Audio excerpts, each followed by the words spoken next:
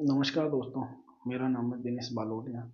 Balotia classes में आप सभी का स्वागत करते हैं। देखिए, आज का जो हमारा टॉपिक रहेगा वो रहेगा मेवाड़ का इतिहास, जिसमें हम सबसे पहले मेवाड़ की स्थिति के बारे में जानेंगे, फिर मेवाड़ के जो प्राचीन नाम हैं उनके बारे में पढ़ेंगे, और इसके बाद जो गोहिलों की उत्पत्ति है वो कैसे हुई है इसके बारे में पढ़ेंगे। इसके बाद जो मेवाड़ के जो मुख्य मुख्य शासक हैं जो गोहिल वंश के, उनके बारे में पढ़ेंगे। तो शुरू करते हैं मेवाड़ का इतिहास।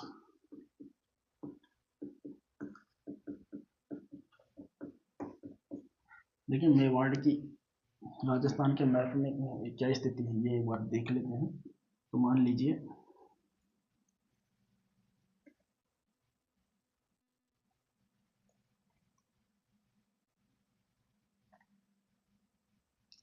ये राजस्थान का मैप है, और यहाँ पर तो ना, यहाँ पर मेवाड़ पड़ता था रियासत काल में, और जिसमें वर्तमान में कौन कौन से जिले हैं। एक तो उदयपुर हो गया, एक राजसमंद हो गया, एक चित्तौड़गढ़ हो गया, एक प्रतापगढ़ हो गया, और एक यहाँ पर भीलवाड़ा पड़ता है। और जो भीलवाड़ा है ना, उसकी जो शाहपुरा तहसील है वो भी मेवाड़ के अंतर्गत आया करती थी। तो ये तो जिले हो गए मेवाड़ के अंतर्गत।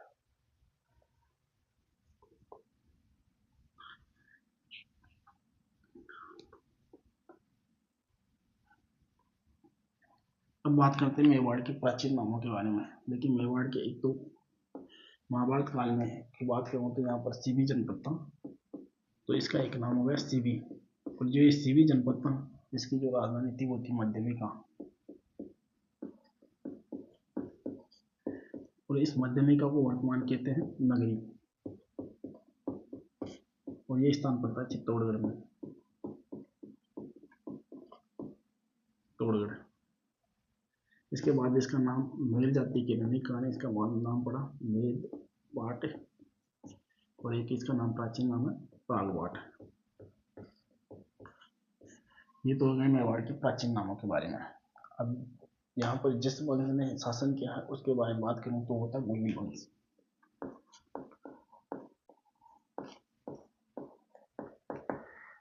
तो अब देखिए, गोहिल वंश की बात करूँ तो गोहिल वंश की उत्पत्ति के बारे में जिन जिन इतिहासकारों ने कौन कौन से मत लिए हैं उनके बारे में एक बार बात कर लेते हैं। फिर गोहिल वंश के जो शासक हैं उनके बारे में बात करेंगे। तो उत्पत्ति,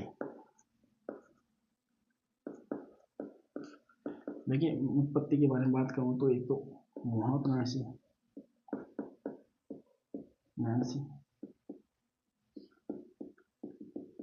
एक गौरी शंकर हीरा चंदोजा।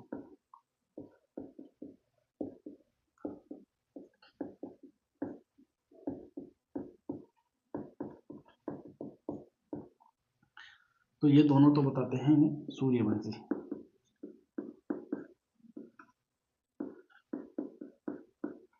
इसके बाद एक एक इतिहासकार में है अबुल फजल।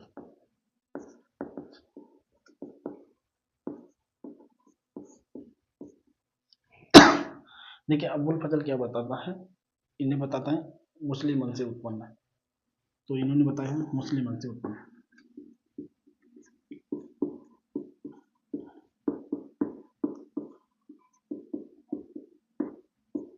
और मुस्लिम वंश की से बताने के पीछे ये तर्क भी देते हैं। कोई ईरान का कोई शासक था नौसेजा आदिल, और उसकी संतान, उनकी जो पत्नी थी वो थी रोमा, और जो उसकी जो संतान थी वो थी नौसेजाद। तो देखिए, नौसेजाद ने क्या किया, ईरान जो अपने पिता नौसे का आदिल था उससे विरोध विद्रोह किया, तो वो भारत आ गया। और भारत में आकर उसने, ये कहा जाता है कि उसने अपनी शक्ति को संगठित किया, और शक्ति को संगठित करने के बाद वो वापस ईरान गया, और ईरान अपने पिता से विद्रोह किया, और इस विद्रोह में क्या हुआ, उसकी मृत्यु हो गई। लेकिन जब वो भारत में रहा था तो उसकी जो संतानें थी वो भारत में रह जाती हैं, और उनमें में से कोई ऐसा माना जाता है गोहिल नामक व्यक्ति हुआ था जिसने गोहिल वंश की नींव डाली थी। ये कौन बताता है, अबुल फजल। इस तो अबुल फजल के बारे में बात हो गई। अब इसके बाद कर्नल जेम्स टोड, सॉरी, इसके बाद एक तो देखिए डी आर भंडारकर, एक दशरथ सिंह,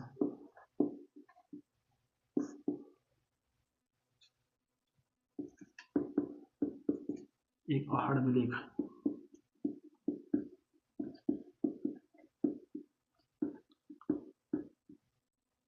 और यह है 977 ईस्वी का। ये सभी बताते हैं ब्राह्मण मत से उत्पन्न।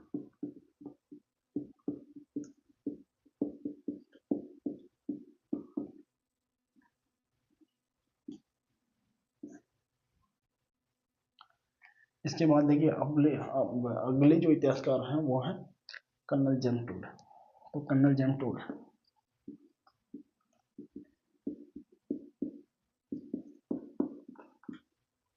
तो कर्नल जेम्स टोड ने क्या बताया है, वल्लभी के एक कोई शासक पर, वल्लभीपुर,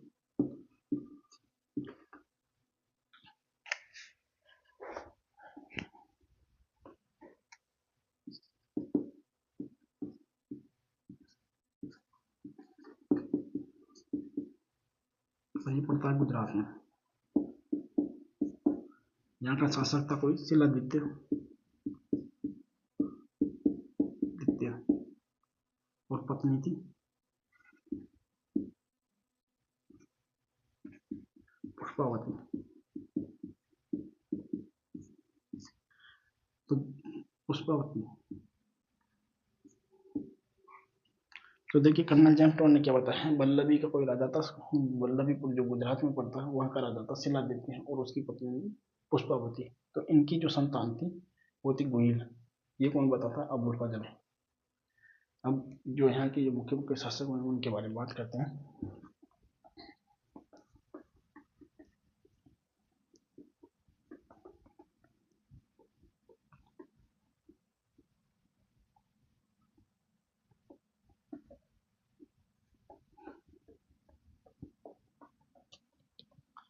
तो अब बात करते हैं गोहिल के बारे में।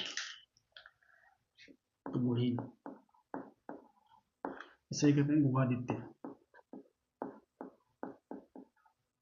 देखिए जो गोहिल है या गुहादित्य है, इसका जो जन्म हुआ था वो ये हुआ था एक गुफा में, इसी कारण इसको कहा गया गोहिल या गुहादित्य। और जो गोहिल है ना, इसने 566 ईस्वी में, 566 ईस्वी में गोहिल वंश की नींव डाली। नींव, और इसकी जो धाई माँ थी वो थी कमलावती ब्राह्मणी।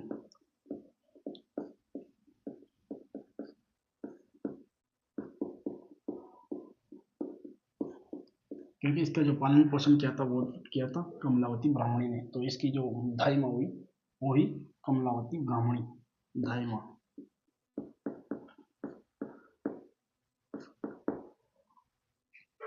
अब इसके बाद देखिए गोहिल के बाद अगले जो शासक हुए मेवाड़ के, इसके बाद अगले शासक थे नागादित्य। लेकिन नागादित्य थे जो, उनकी जो भीलों के साथ अच्छी नहीं बनती थी, तो भीलों ने एक दिन क्या किया, नागादित्य की हत्या कर दी। तो देखिए यहाँ पर नागादित्य की तो हत्या हो जाती है, लेकिन उनके जो सामंत थे, तो उनकी जो सामंत, उनके जो 3 वर्षीय जो बालक था जिसका नाम था कालभोज, जिसे कहते हैं मालभोज। तो कालभोज या मालभोज था, जिसको बप्पा रावल की उपाधि के नाम से जानते हैं। तो उन्होंने क्या किया, जो नागादित्य के सरदार थे, उन्होंने कालभोज को बचाकर और वो ले गए नायर में, नायर के जंगलों में। और जो ये नायर के जंगल पड़ते हैं ये पड़ते हैं नागदा में। तो यहाँ पर कहा जाता है कि कुछ ब्राह्मण रहते थे, तो कालभोज को उन ब्राह्मणों को सौंप दिया जाता है उन सामंतों के द्वारा। कालभोज को जब सौंप दिया जाता है तो वो ब्राह्मण उनको पालन पोषण करते हैं। अब जैसे जैसे जो कालभोज है वो बड़ा होता है, तो वो जो ऋषि रहते थे उनकी, जो ब्राह्मण रहते थे उनकी गायें चराया करता है। अब इसके बाद देखिए वहीं पर एक सिद्ध ऋषि भी रहा करते थे उन्हीं ब्राह्मणों में। तो उसने क्या किया, जो बप्पा रावल था उसको चित्तौड़ विजय का आशीर्वाद दिया। तो बप्पा रावल ने सेना संगठित की और बड़ी आसानी से ही चित्तौड़ पर अधिकार कर लिया। अब इसके बाद देखिए उन्होंने क्या किया, जो चित्तौड़ थी उसको अपनी राजधानी नहीं बनाता है, और वो बनाता है नागदा को अपनी राजधानी। तो अब बात करते हैं, तो नागादित्य की तो हत्या हो गई नीलों के द्वारा,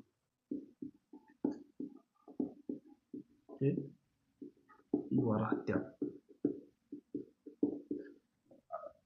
देखिए जो अगले जो हमारे जो शासक हैं वो हैं कालभोज। जिनको बप्पा रावल के नाम से जानते हैं।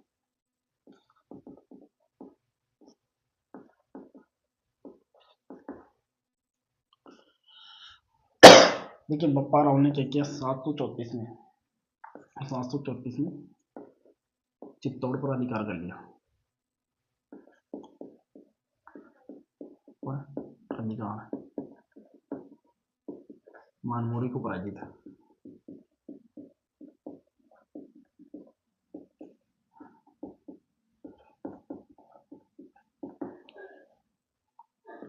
और इनके गुरु था हरित्रिशन।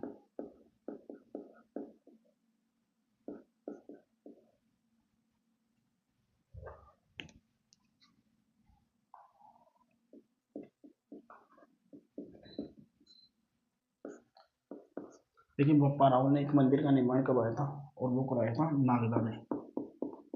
नागदा में किस स्थान पर था? कैलाशपुरी। और यहाँ पर कराया था एकलिंग जी मंदिर का निर्माण।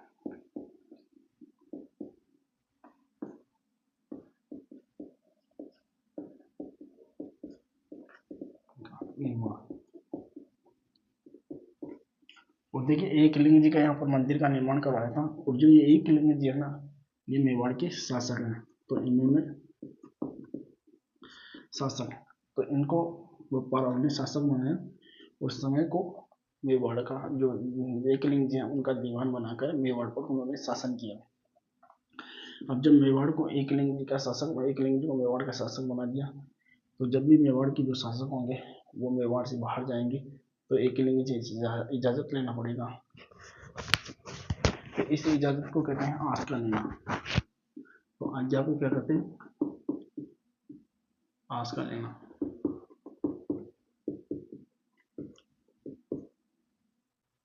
आस का लेना।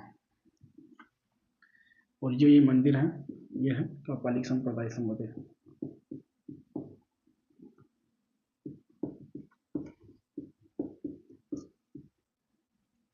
इसे कहते हैं नकुली संप्रदाय भी कहते हैं।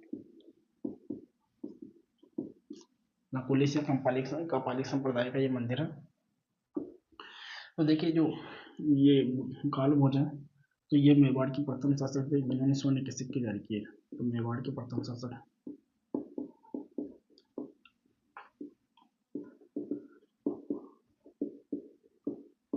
सोने के सिक्के जारी करने वाले।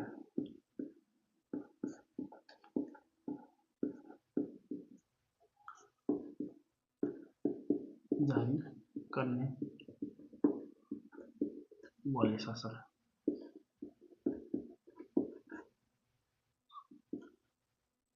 और जो इनके जो सिक्के हैं वो अजमेर से प्राप्त हुए हैं।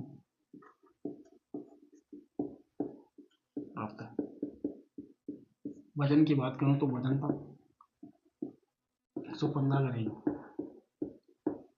और इस सिक्के की खास बात यह है कि इस पर एक शिवलिंग का जो चित्र बना हुआ है और एक सूर्य का चित्र बना हुआ है और एक दंडवत करते हुए, एक प्रणाम करते हुए शिवलिंग को एक व्यक्ति का चित्र है। अब इसके बाद एक इतिहासकार हैं सीवी वैद्य। सीवी वैद्य, इन्होंने कहा इनकी जो तुलना की है वो की है चार्ल्स मार्टिन से।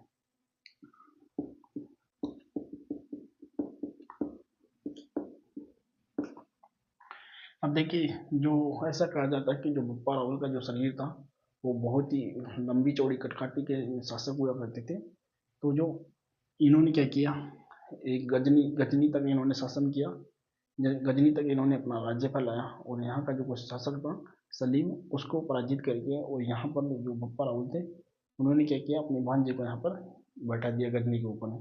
और जो रावलपिंडी जो शहर है उसको भी ये कहा जाता है कि जो ये शहर का नाम पड़ा है ये बप्पा रावल के नाम पे पड़ा है। अब देखिए जो बप्पा रावल की जो उपाधियों की बात करूँ तो इनकी जो उपाधियाँ हैं, तो उपाधियाँ तो इनको एक तो हिंदू सूरज, एक चक्र, एक राजगुरु,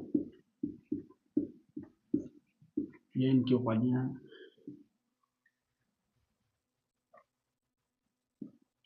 देखिए जो बप्पा रावल है इनको कहा जाता है गुहिल वंश का वास्तविक संस्थापक।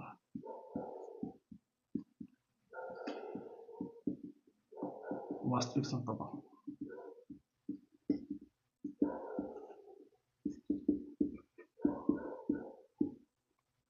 ये तो हो गई बप्पा रावल के बारे में बात। अब इसके बाद अगले जो शासक हुए थे वो थे अल्लट।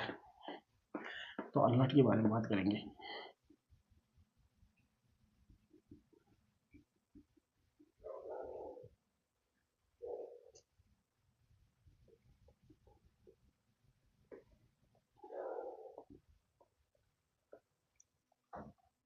अल्लट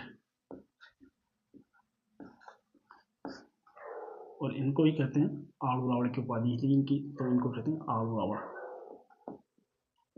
आलू रावण। तो देखिए अल्लट ने सबसे पहले क्या किया, राजधानी नागदा से हटाकर राजधानी बनाया आहड़ को। तो राजधानी आहड़, सॉरी आहड़।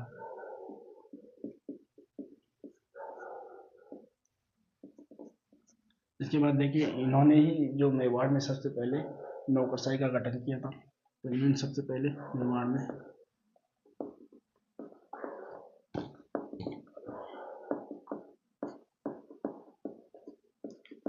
नौकरशाही का गठन,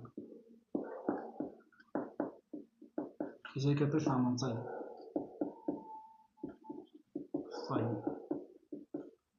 व्यवस्था की शुरुआत।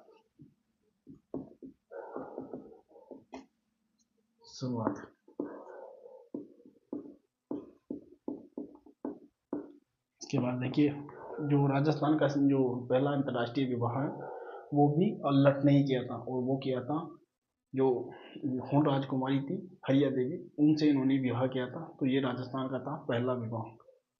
तो यह है इन्होंने हुन राजकुमारी से विवाह किया था। हुन राजकुमारी हरिया देवी से विवाह।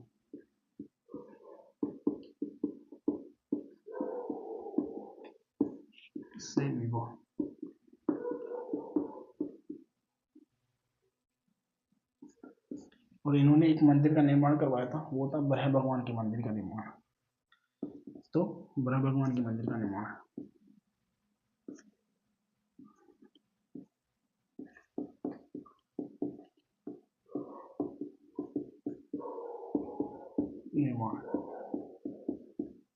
इससे ज्यादा अल्लट के बारे में कोई जानकारी नहीं मिलती है। अब इसके बाद अगले जो शासक थे वो थे रण सिंह।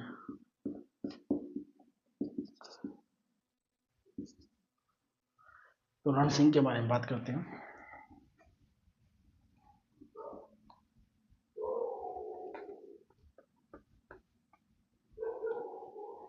रण सिंह, इन्हें कहते हैं कर्ण सिंह।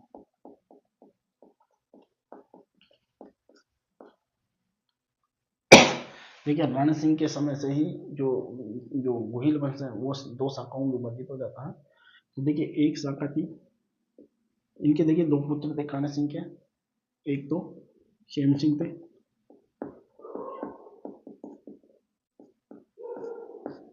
एक थे सामन सिंह, सॉरी राहब थे, एक क्षेम सिंह थे, दूसरे थे राहब। देखिए क्षेम सिंह के जो वंश थे वो कहलाए रावण, और इनके जो वंशज थे वो कहलाए सिसोदिया। देखिए जो ये राहब है ना, ये सिसोदा गांव में चला गया था, तो जो सिसोदा गांव में जाने के कारण इनको कहा गया सिसोदिया। तो देखिए जो बड़ा पुत्र था कर्ण सिंह का, कर्ण सिंह जैसे कहते हैं रण सिंह, तो कर्ण सिंह जो रण सिंह था उसका जो पुत्र बड़ा पुत्र था वो था क्षेम सिंह। और क्षेम सिंह मेवाड़ का अगला शासक बनता है। तो क्षेम सिंह का जो पुत्र था वो था कुमारपाल, सॉरी कुमारपाल नहीं, सामन सिंह, बड़ा पुत्र सामन सिंह था।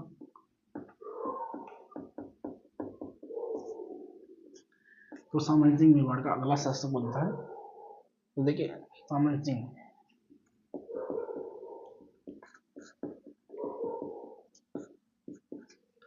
देखिए सामन सिंह के ऊपर जो जालोर का शासक था कीर्तिपाल चौहान, वह आक्रमण करता है और उससे मेवाड़ छीन लेता है।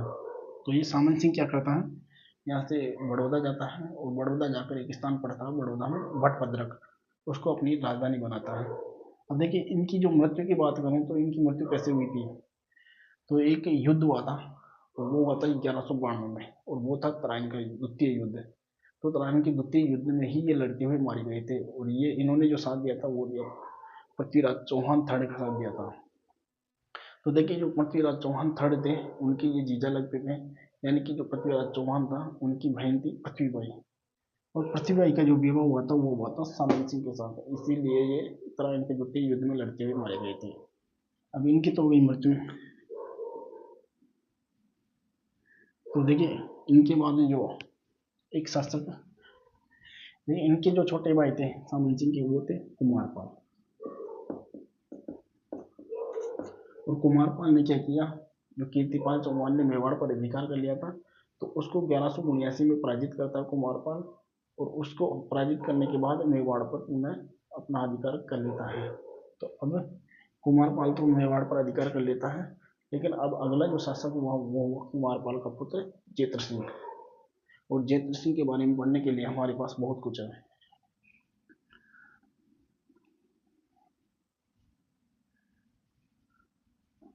देखिए जेत्र सिंह के बारे में बात करते हैं।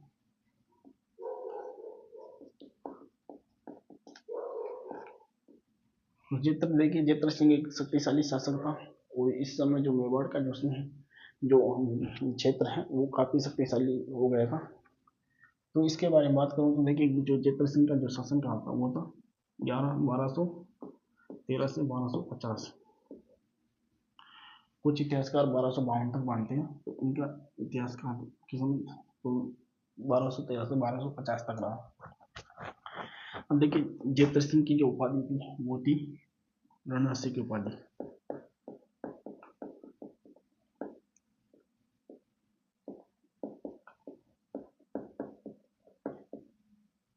और इनके दो सेनापति थे, तो उनका नाम था एक तो बालक, एक मदन।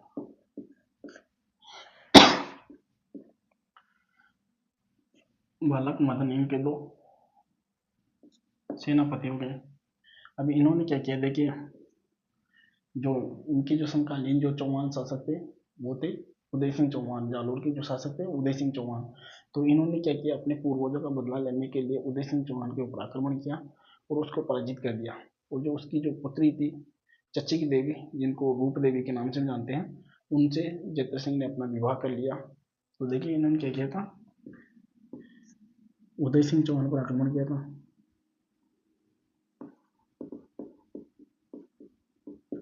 चौहान उदय सिंह चौहान को पराजित किया इन्होंने।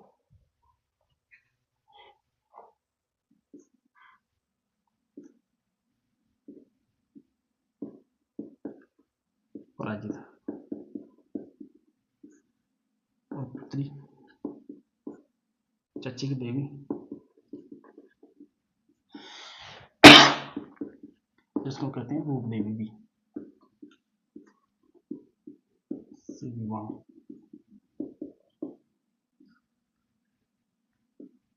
अब इसके बाद देखिए इन्होंने क्या किया, जो दिल्ली का जो शासक था, इस समय जो दिल्ली का जो शासक था वो था इल्तुतमिश। तो इल्तुतमिश ने क्या किया, यानी कि मेवाड़ पर आक्रमण किया, और मेवाड़ पर आक्रमण किया तो इस युद्ध को कहते हैं भूताड़ा का युद्ध। और जो ये युद्ध हुआ था वो हुआ था 1213 में। तो इस सॉरी 1213 इस जो देखिए इस समय जो दिल्ली का जो शासक था वो था इल्तुतमिश, और इल्तुतमिश ने मेवाड़ पर आक्रमण किया, और मेवाड़ पर आक्रमण किया तो इस युद्ध को कहते हैं भूताड़ा का युद्ध।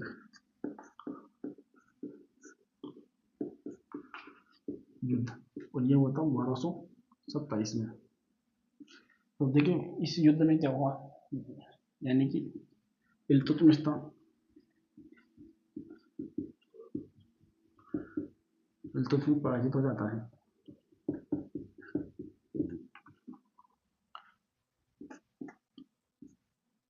और ये जो जानकारी मिलती है इस युद्ध की वो मिलती है हमीर मनमर्दन से। जय सूरी है एक इतिहासकार, सूरी के ग्रंथ हमीर मरमाना से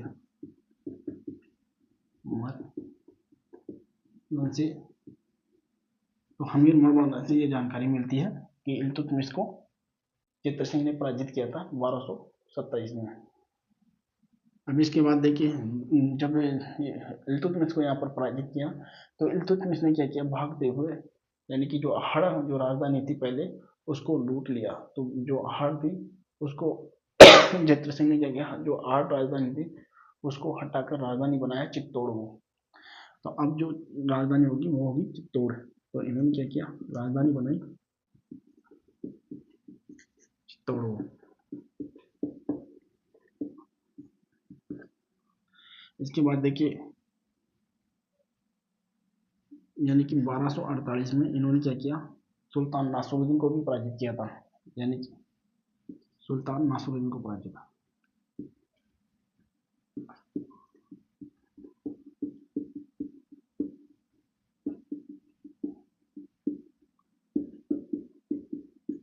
और एक इतिहासकार हुए डॉक्टर दशरथ शर्मा।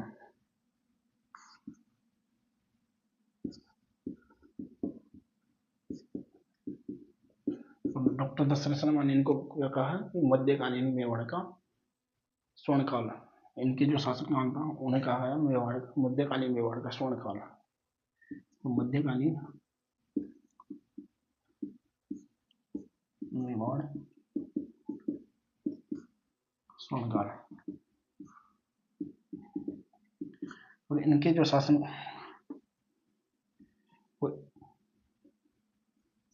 और इनको कहा गया है मेवाड़ में नवशक्ति का संचालक, मेवाड़ में नव शक्ति का संचालक।